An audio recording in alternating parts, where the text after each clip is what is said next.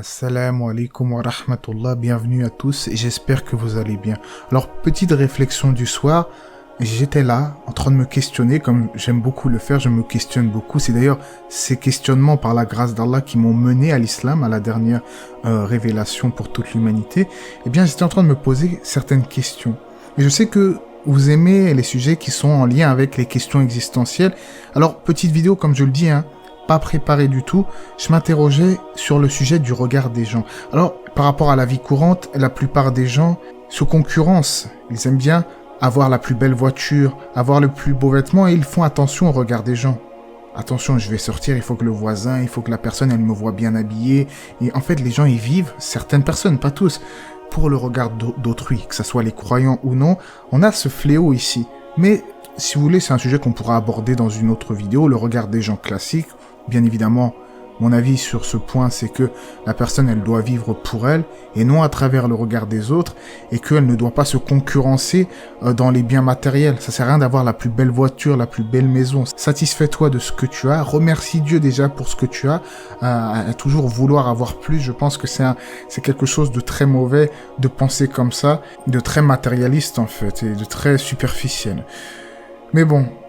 Là, j'aimerais pousser encore plus loin la réflexion à parler du regard des gens au niveau de la recherche de la vérité, au niveau d'un aboutissement, au niveau des questions existentielles. Notamment pour ceux qui étaient athées, qui choisissent la direction de Dieu et parfois qui franchissent le cap de se convertir à l'islam, eh bien certains ne franchissent pas ce cap car ils ont peur. J'ai entendu parfois, j'avais déjà parlé avec certaines personnes qui me disent « Oui, mais moi, si je me convertis à l'islam, que va penser ma famille et que vont penser les autres de moi ?» Ils vont peut-être se dire « C'est un converti, comment ça se fait? C'est un traître à la nation ?» Ou bien « Pourquoi il se laisse pousser la barbe? Ne serait-ce pas un fondamentaliste ?» Etc. Alors cette personne a pensé comme ça, à ne pas franchir le cap, à ne pas aller au bout de ces questions, eh bien moi je trouve que ça c'est regrettable.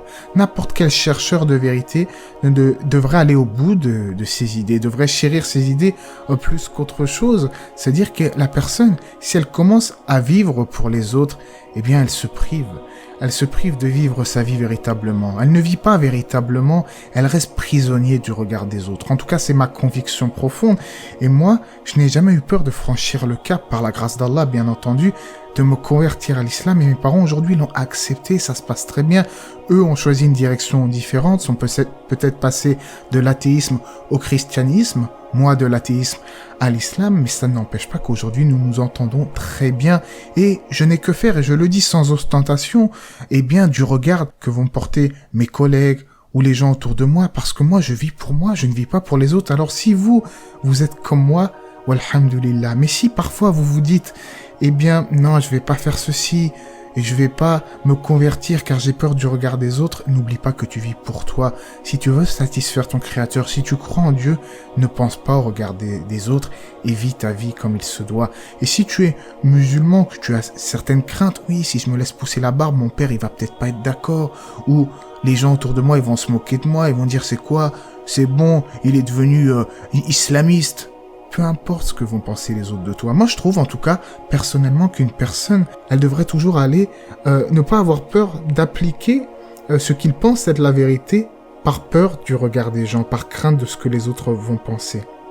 Alors ici, je parle notamment bien de la quête suprême de vérité, de l'aboutissement, c'est-à-dire le suivi de l'islam, puisque Dieu a révélé le Coran comme dernière révélation, mais que ça soit dans n'importe quel domaine, même si vous n'êtes pas croyant, si vous avez une conviction profonde, vous pensez que sur tel sujet, que ce soit un sujet, même un sujet d'étude, vous pensez que ça c'est la vérité, que ce soit dans la chimie, la science, peu importe, eh bien, n'ayez pas peur d'en parler, par peur de ce que les autres vont penser. Si vous êtes convaincu d'une chose, pourquoi avoir honte de cette chose? En gros, pour résumer, si vous vivez à travers le regard des autres, vous allez vous priver de votre propre bonheur, de votre propre épanouissement. En tout cas, c'est ma petite réflexion du soir. J'espère que celle-ci vous aura été profitable. Bien évidemment, je prépare une véritable, entre guillemets, vidéo. J'espère qu'elle vous plaira. Je me rappelle d'une citation comme ça qui disait « Le plus grand regret que les gens ont sur leur lit de mort est d'avoir vécu selon le regard des autres et pas pour eux-mêmes. » Prenez soin de vous, Allah c'est mieux, que la paix et les bénédictions d'Allah soient sur le prophète, sa famille et ses compagnons.